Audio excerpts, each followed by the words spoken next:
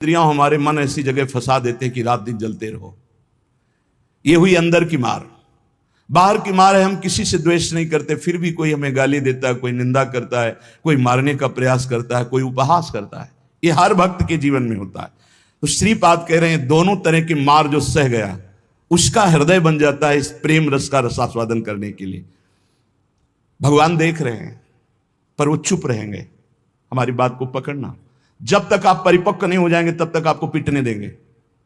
सहो, भगवान आदेश करते हैं, अर्जुन के सामने खड़े हैं। मात्रा स्पर्शास्तु कौन्ते शीतोष्ण सुख दुखदा आगमा पाइनो अनित्यास्तास्तिति क्षस्व भारत। ये नाशवान है, आने जाने वाले दुख सुख इनको सहो। बड़ी गलती हो जाती है, हम टूट जाते हैं, बाहर की थपेड़ों से अंदर की मार से टूट जाते हैं। इसीलिए हमें भगवदानंद की अनुभूति विलंब से नहीं तो बहुत जल्दी हो जाए। दौड़ पड़ते हैं भगवान जब साधक हर बात चुपचाप सहता रहता है, हर मार सहता रहता है, तो भगवान को फिर देखा नहीं जाता। फिर दौड़ पड़ते हैं और उसके हृदय मंदिर पर प्रकाशित हो जाते हैं, निहाल हो जाता है। श्रीपाद कह रहे हैं हासम भर्त्सन ताड़नादिषु सदा कुर्वन् विषादम नहीं ग्रासस्याप्यनुपस्थितौ व्यवहरल्लोकेति मुग्धार भवत्। तुम्हारा उपहास होगा, हंसी तुम्हारी उड़ाई जाएगी, बहुत उड़ाई जाती है। घर परिवार के लोग ही हंसी उड़ाने लगते हैं, मित्रजन ही हंसी उड़ाने लगते हैं, ऑफिस के लोग ही उपहास करने लगते हैं, और ज्यादा हो जाए तो ताड़न भी करते हैं, पीट भी देते हैं। ऐसा होता है, घर परिवार के लोग ही। ऐसे कितने हमारे पास प्रश्न आते हैं कि हमारे परिवार के जन हमारा भारी विरोध कर रहे हैं। हासम भर्त्सन ताड़नादिषु सदा कुर्वन् विषादम नहीं। सदा तुम्हारा उपहास हो रहा है। बहुत कठिन है प्यारे, बहुत कठिन है। प्रवचन कर लेना सरल है, प्रवचन सुन लेना सरल है, सहना बहुत कठिन है। जब बाहर से निंदा हो और अपमान का समय हो और अंदर से इंद्रियां और मन साथ ना दें, फिर सोचो उस उपासक की दशा क्या होगी। उसी समय सत्संग के वचन उसे बचाते हैं। यदि शास्त्र और सत्संग का स्वाध्याय और श्रवण है तो बच जाओगे, नहीं तो मार देंगे अंदर के शत्रु और बाहर के शत्रु। ये परमार्थ बहुत बड़ी वस्तु है, बहुत बड़ी वस्तु, अनंत जन्मों की बिगड़ी बनने वाली है। बस गेम है, थोड़ा सह जाओ, आगे निकल जाओगे, पर बहुत कठिन है। हम इसलिए कह रहे हैं किसी मार्ग पर चल कर बोल रहे हैं। ऐसे पढ़ करके प्रवचन कर लेना अलग है, लेकिन छाती में वार सह के और फिर कदम बढ़ाना, वो आह ही निकलती है, वो प्रभु का बल ही काम करता है। वो आपको गिराने की कोशिश करेगा, उठाने की कोशिश नहीं करेगा। उठा सकते हैं तो महापुरुषों के वचन और भगवान के वचन जो शास्त्र कहे, बकाया और कोई नहीं। जब ये पढ़ते हैं तास्तितिक्षस्व भारत, सह जा इनको, तो हिम्मत आती है। जो सह गया वही परम पद का अधिकारी हो गया, वही अमृत पद का अधिकारी। हिम्मत बनती, चलो चलो और आगे बढ़ो, सहो। विषादम नहीं, हृदय में विषाद नहीं होना चाहिए। आपका उपहास होगा, तिरस्कार होगा, गाली मिलेगी, निंदा मिलेगी। हो सकता है तुम्हारे मित्र तुम्हारा त्याग कर दें, परिवार के लोग तुम्हारा त्याग कर दें, ऐसा भी हो सकता है।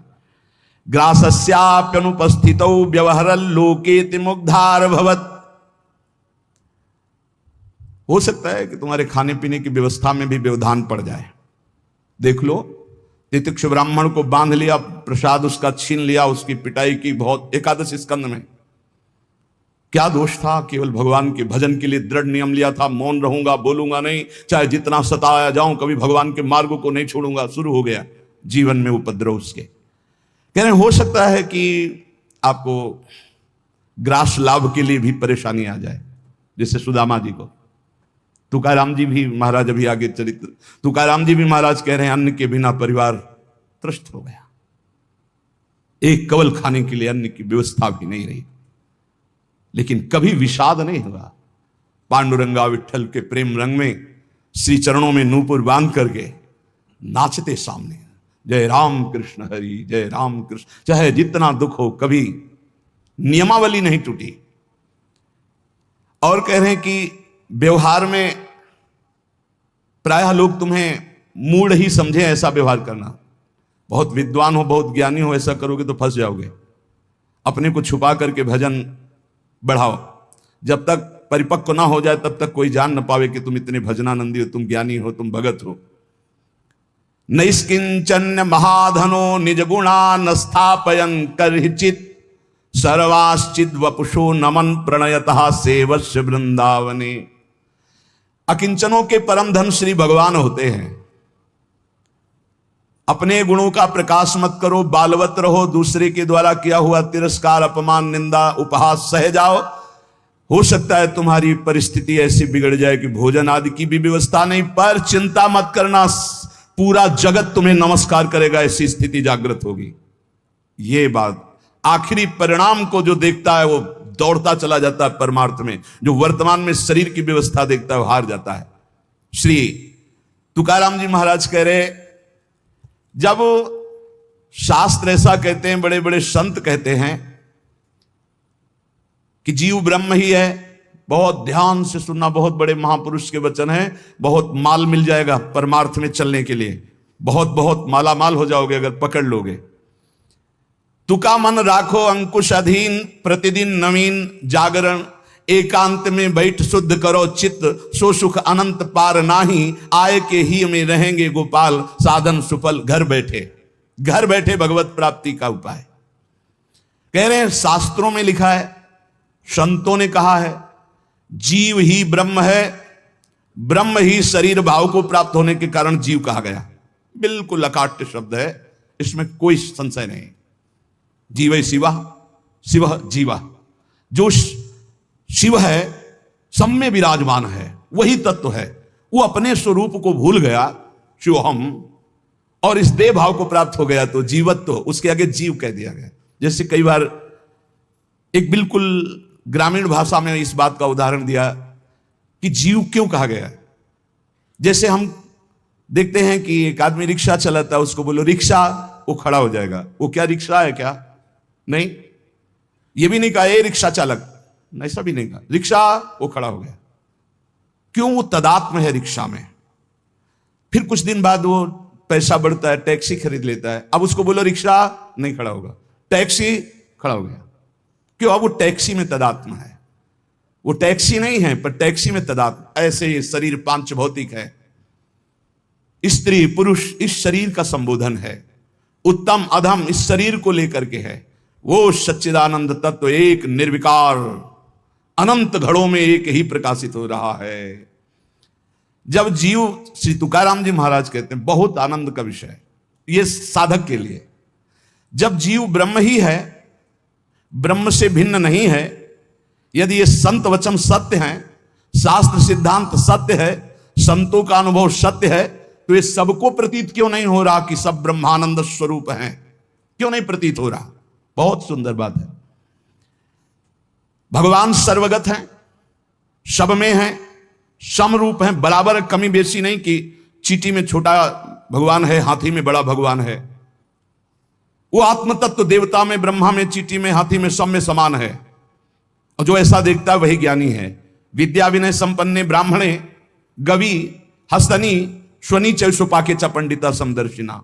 जो विद्या विनय संपन्न ब्राह्मण में, गाय में, हाथी में, कुत्ते में, चांडाल में एक ही परमात्मा तत्व को देखता है, वही परम ज्ञानी महात्मा पंडित कहा जाता है। पंडिता समदर्शिना।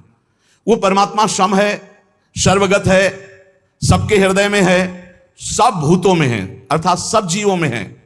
वो सर्वभूतांतरात्मा कहा गया है, वह सर्वव्यापी कहा गया है, वह सर्व साक्षी कहा गया है। वो जल में है, वो थल में है, वो काष्ठ में है, वो पाषाण में है। कोई जगह खाली नहीं जहां भगवान ना हो। फिर तुम क्यों नहीं देख पा रहे हो कि भगवान है? इतना सुलभ परमात्मा सर्वत्र है, फिर तुम अनुभव क्यों नहीं कर पा रहे? तुकाराम जी प्रश्न कर रहे हैं, तुम क्यों नहीं अनुभव कर पा रहे हो? वह परमात्मा अखंड आनंद स्वरूप है, वह परम पवित्र है, रम्य है, तो तुम सुख के लिए भोगों में क्यों घूम रहे हो? अखंड सुख परमात्मा स्वरूप को क्यों अनुभव नहीं कर रहे हो? सब जीव क्यों नहीं दौड़ पड़ते भगवान की तरफ? जब सुख सिंधु भगवान है तो झूठे सुख माया की तरफ लग के क्यों नहीं दौड़ पड़ते?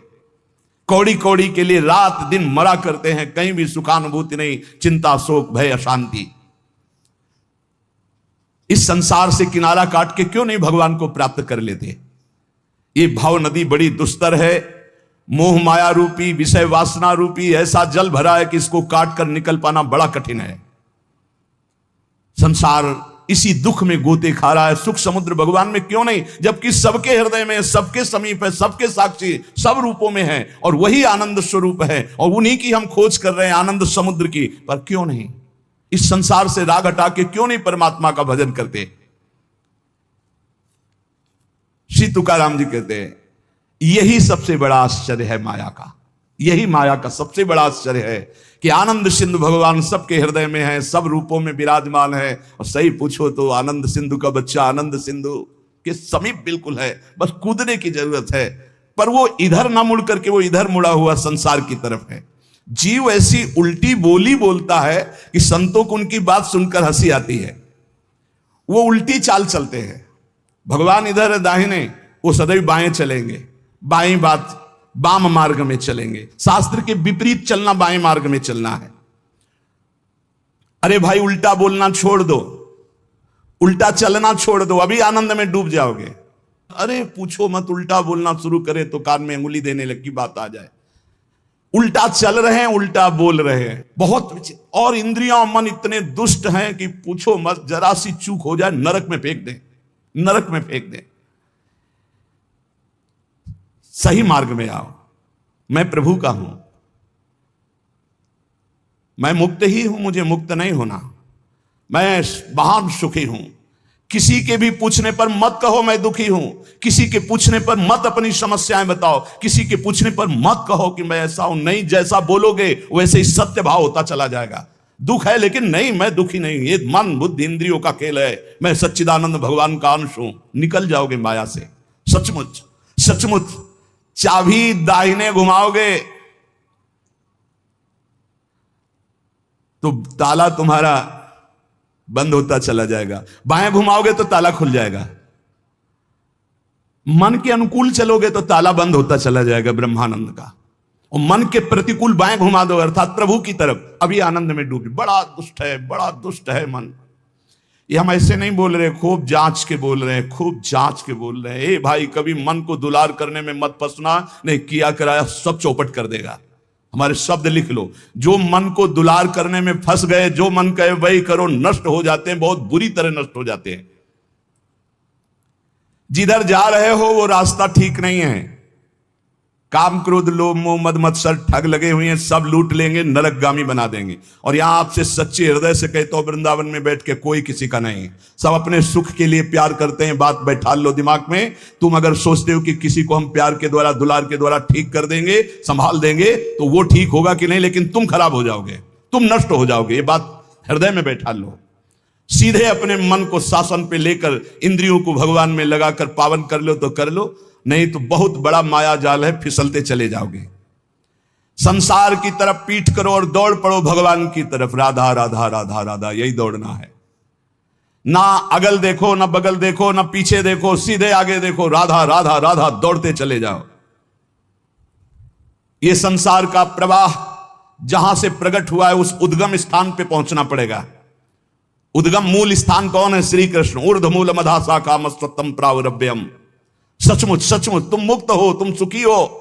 केवल तुम जानबूझकर अपने आप में बंध गए हो। तुम ब्रह्म स्वरूप हो। तुकाराम जी कहते हैं तुम्हें कोई कठिनाई नहीं भगवत प्राप्ति की। तुम भगवत स्वरूप हो, तुम परमार्थ स्वरूप हो, तुम जीव नहीं हो। तुम अपने संकल्प से बंध गए हो, तुम संकल्प से मुक्त हो जाओगे।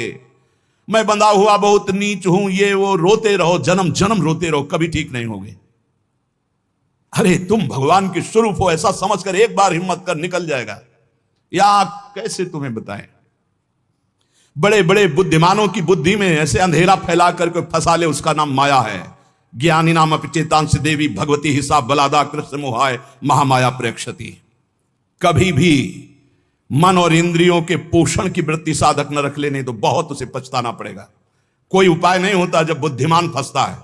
ध्यान रखना, गंवार फंसता है तो उसको उपाय में भगवान दे देते, लेकिन जब बुद्धिमान फंसता है तो उपाय नहीं देते हैं, सारे उपाय हटा लेते हैं। अब देख अपनी बुद्धि का बल।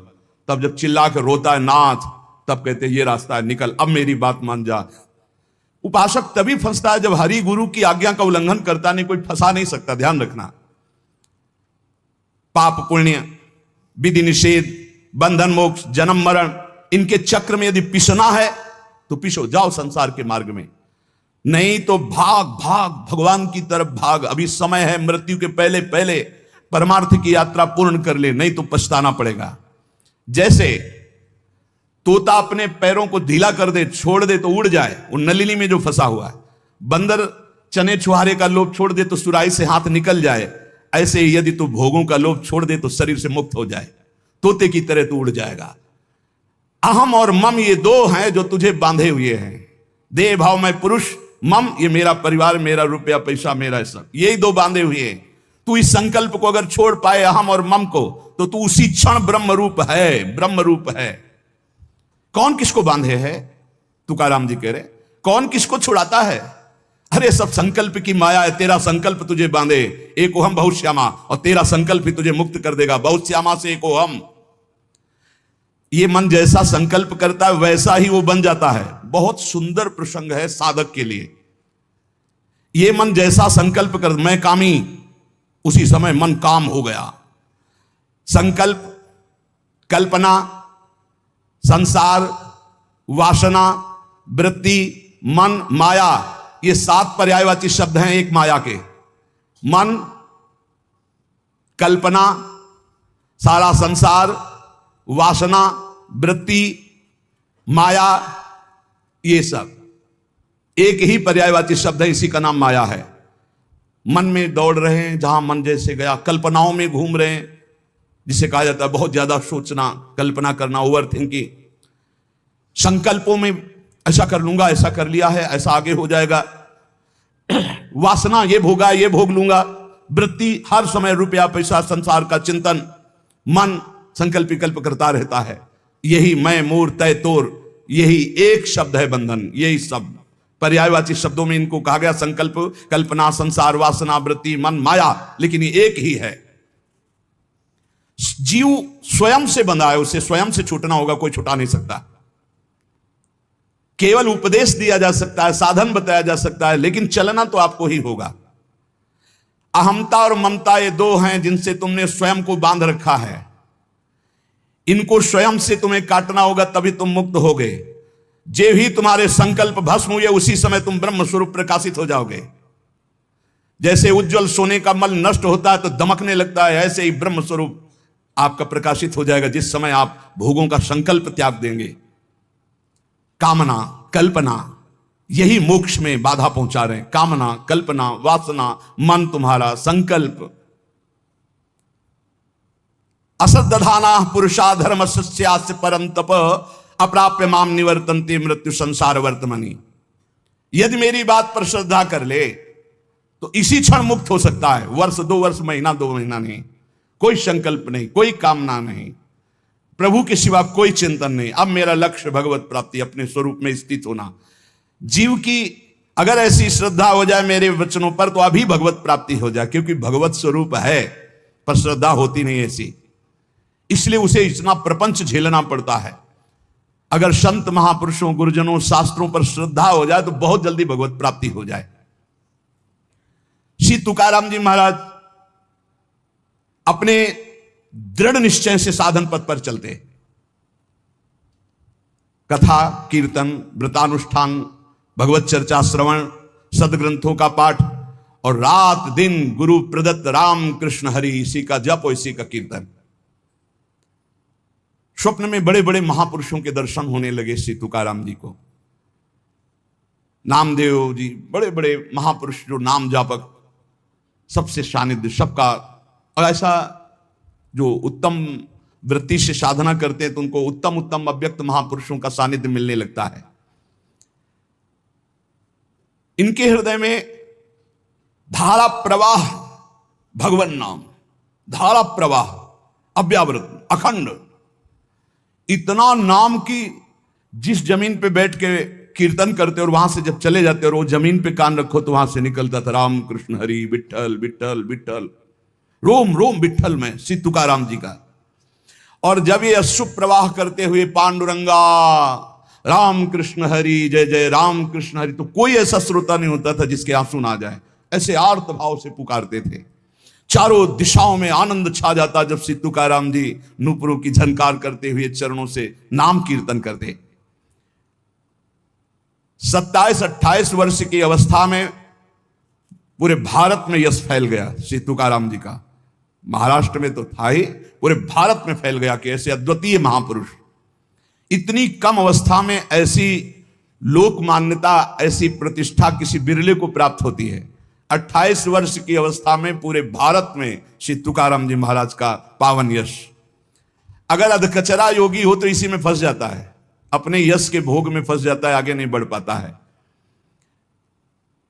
कैसे फंस जाता है?